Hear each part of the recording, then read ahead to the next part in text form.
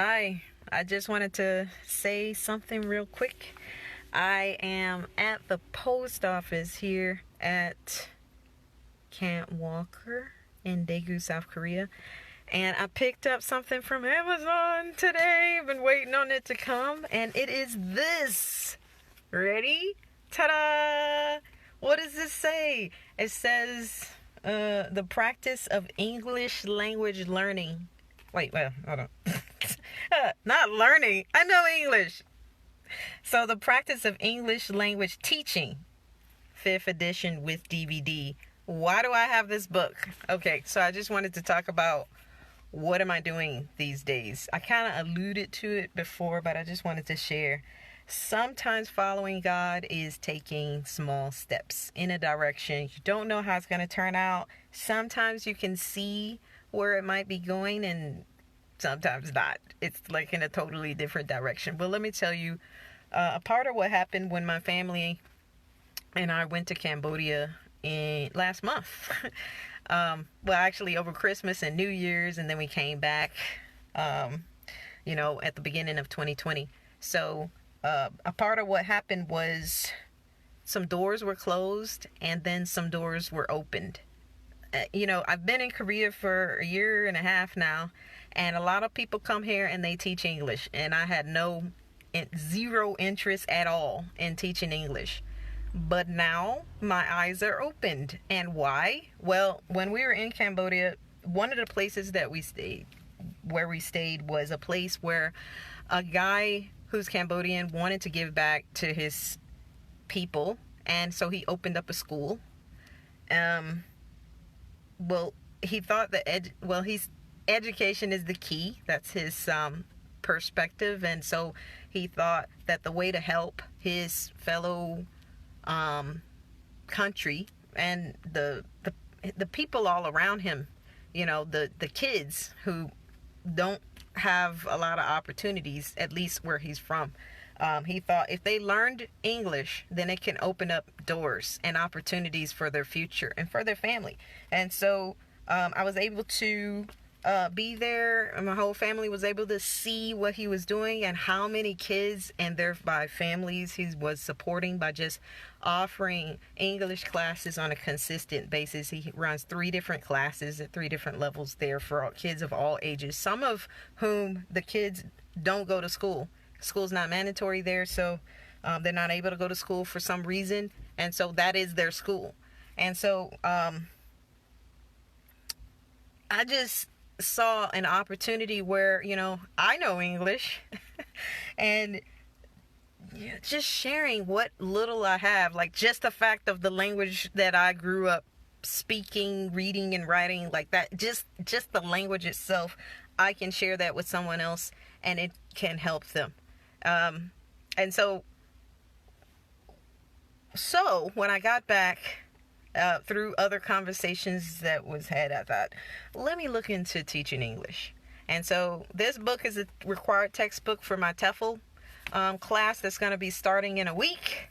I'll be in class for 12 weeks, and then I'll take the test, I guess, for my certificate.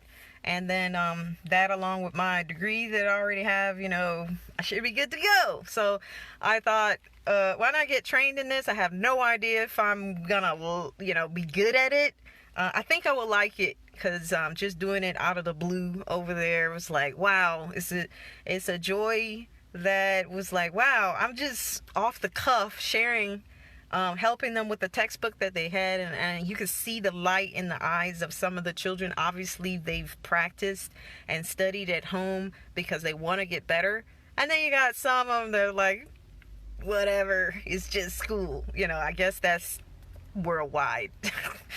But I thought, wow, I would love to be able to kind of get my foot in the door of different countries through the use of English and teach them English on one hand, and then on the other hand, be able to share with them the love of Jesus Christ.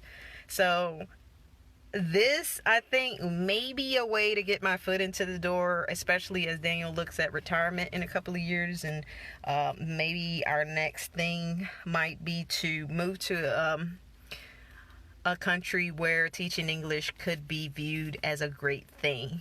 and an opportunity to go. So that's the background about this. Please, you know, pray for me in this new venture.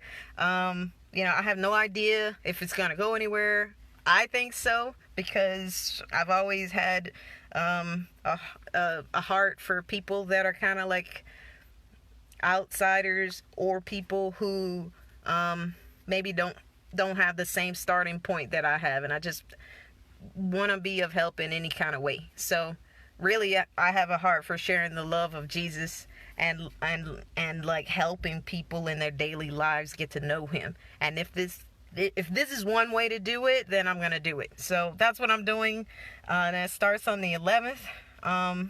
And I can't wait to get started. So I got my textbook today, and so I don't know what small steps you're taking to follow God in, but I'd love to hear it, and I'd love to join you in prayer about it. Sometimes, and I'm sure as I get going with this, it's not going to be easy. Grammar is not my best thing. You may have picked up on that. I know my husband has, but I'm willing to learn. I'm willing to look into it, because I can see why I would want to use it. Like I see the reason for it, and so I want to give it my all. So is there something that you're doing that is not glamorous, but you believe that that's what God's called you to?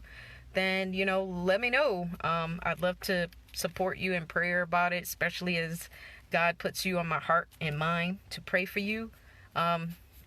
But otherwise, I just want to say, like I put in the comments, Jesus said, he didn't say do everything. All he said in John 15 was, he said, I'm the vine and you are the branches. So we're the branches, and our job as a branch is just to stay connected to the vine. That's all we got to do. Like, there's no striving involved. There's no planning and all this other stuff that we like to do and go way beyond. And we're not called to that, really. We're called to stay connected to the vine, stay connected to Jesus. And even that in itself is hard today. So I pray that you will do that in your small steps of obedience, of just staying connected to him, and that you will see fruit in time. So I know I will, and I have, and maybe you'll see more when it comes to this. Who knows? I'm on this journey with God, and I pray that you are as well. So talk to you later. Bye.